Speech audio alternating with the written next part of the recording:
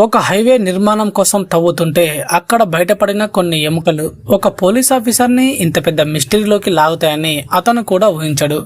ఆ ఎముకలు ఎవరివి? అసలు ఆ మనిషిని చంపింది ఎవరు? అంతకంటే ముఖ్యంగా ఈ హత్య వెనుక దాగి ఉన్న అసలు నిజం ఏంటి? ఇలాంటి ప్రశ్నలతో మొదలైనటువంటి క్రైమ్ ఇన్వెస్టిగేషన్ థ్రిల్లరే వాదంది season 2 the mystery of money. ఇది మూవీ కాదు, 8 ఎపిసోడ్ల వెబ్ సిరీస్. అమెజాన్ ప్రైమ్ వీడియోలో తెలుగు, తమిళం, హిందీ భాషలో స్ట్రీమింగ్ అవుతుంది. కథలోకి ఎక్కువగా వెళ్లకుండా చెప్పాలంటే, మదురైలో ఒక హైవే ప్రాజెక్టు దగ్గర అనుకోకుండా కొన్ని స్కెల్టికల్ రిమైన్స్ బయటపడతాయి. ఈ కేసు ఇన్వెస్టిగేషన్ చేసే బాధ్యత ఎస్ఐ మూసా రాజాకి వస్తుంది. మొదట చూస్తే ఇది సాధారణ మర్డర్ ఇన్వెస్టిగేషన్ లాగే అనిపిస్తుంది. కానీ ఇన్వెస్టిగేషన్ ముందుకు వెళ్లే కొద్దీ ఒక్కో క్లూ వెనుక ఇంకో కథ, ఒక్కో వ్యక్తి వెనుక ఇంకో రహస్యం, ఒక్కో సమాధానం వెనుక ఇంకో ప్రశ్న కనిపిస్తాయి. ముఖ్యంగా మనీ అనే ఖైదీ ఈ కేసులోకి ఎంటర్ అయిన తర్వాత కథ మరింత ఆసక్తికరంగా మారుతుంది. అసలు మనీకి ఈ హత్యతో సంబంధం ఏంటి? అతను నిజం తెలిసినా సరే ఎందుకు నోరు విప్పడం లేదు? ఇక్కడ నుంచే సిరీస్ మనల్ని ఒక మిస్టరీ నుంచి మరో మిస్టరీలోకి తీసుకెళ్తుంది. దీంట్లో నాకు బాగా నచ్చిన విషయం, ఇన్వెస్టిగేషన్ చాలా సింపుల్ గా కాకుండా లేయర్స్ లో చెప్పడం. ఒక క్లూ దొరికిందంటే వెంటనే ఆన్సర్ ఇవ్వరు. ఆ క్లూ మరో వ్యక్తి దగ్గరకు తీసుకెళ్తుంది. ఇక ఆ వ్యక్తిని ఇన్వెస్టిగేషన్ చేస్తే ఇంకో విషయం బయటపడుతుంది.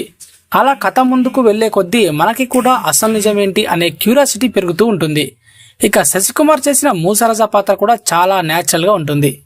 ఓవర్ ద టాప్ పోలీస్ హీరోలా కాకుండా నిజాన్ని తెలుసుకోవాలని పట్టుదలగా ఉండే ఒక పోలీస్ ఆఫీసర్ లా కనిపిస్తాడు. అదే ఈ సిరీస్ కి ప్లస్ పాయింట్. ట్విస్ట్ల విషయానికి వస్తే ఈ సిరీస్ లో పెద్ద స్ట్రెంగ్త్ ఏంటంటే, ప్రతి విషయాన్ని మనకు ముందే చెప్పకుండా సస్పెన్స్ ను మెయింటైన్ చేయడం. కొన్ని చోట్ల మనం ఒక వ్యక్తినే సస్పెక్ట్ చేస్తాం, కానీ తర్వాత వచ్చేటువంటి ఇన్ఫర్మేషన్ తో మన అజంప్షనే మారిపోతుంది. అయితే ప్రతి ట్విస్ట్ పర్ఫెక్ట్ అని చెప్పలేం, కానీ మధ్యలో కొన్ని సీన్స్ కథను కొంచెం స్ట్రెచ్ చేసినట్టు అనిపిస్తాయి. అలాగే క్లైమాక్స్ కి వచ్చేసరికి అందరికీ నచ్చేంత స్ట్రాంగ్ గా పే ఆఫ్ ఉండకపోవచ్చు, కానీ మొత్తం మీద ఇన్వెస్టిగేషన్, అట్మాస్ఫియర్, పర్ఫార్మెన్సెస్ మాత్రం సిరీస్ ని నిలబెడతాయి. ఇంకా ప్లస్ పాయింట్స్ విషయానికి వస్తే, ముఖ్యంగా ఇన్వెస్టిగేషన్ ట్రాక్, సెకండ్ది శశికుమార్ పర్ఫార్మెన్స్, ఇంకా Madurai back drop, realistic atmosphere, కొత్త కొత్త క్లూస్ తో క్యూరియాసిటీని మెయింటైన్ చేయడం సూపర్ అని చెప్పాలి. మైనస్ పాయింట్స్ విషయానికి వస్తే, కొన్ని చోట్ల స్క్రీన్ ప్లే కొంచెం స్లో అవుతుంది.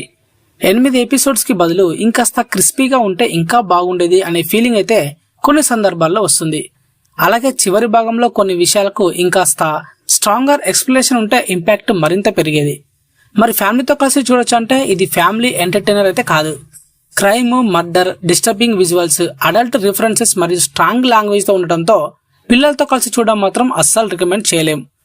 అడల్ట్స్ కి క్రైమ్ ఇన్వెస్టిగేషన్ థ్రిల్లర్స్ కి నచ్చితే చూడొచ్చు. ఫైనల్ వెర్డిక్ట్ వచ్చేసి, మీకు గనక crime investigation, murder mystery, suspense thrillers నచ్చితే ఈ వాదంది సీజన్ 2 ఒకసారి ట్రై చేయొచ్చు. సీజన్ 1 చూసిన వాళ్ళకే కాకుండా స్టాండ్ అలోన్ క్రైమ్ థ్రిల్లర్ గా కూడా దీన్ని చూడొచ్చు. దీనికి నా రేటింగ్ 3.5 అవుట్ ఆఫ్ 5. ఒక్క మాటలో చెప్పాలంటే ప్రతి క్లూ వెనుక మరో రహస్యం దాగి ఉన్న 8 ఎపిసోడ్ల క్రైమ్ ఇన్వెస్టిగేషన్ థ్రిల్లర్. కొన్ని చోట్ల స్లో అయినా సరే చివరి వరకు క్యూరియాసిటీ మెయింటైన్ చేస్తుంది.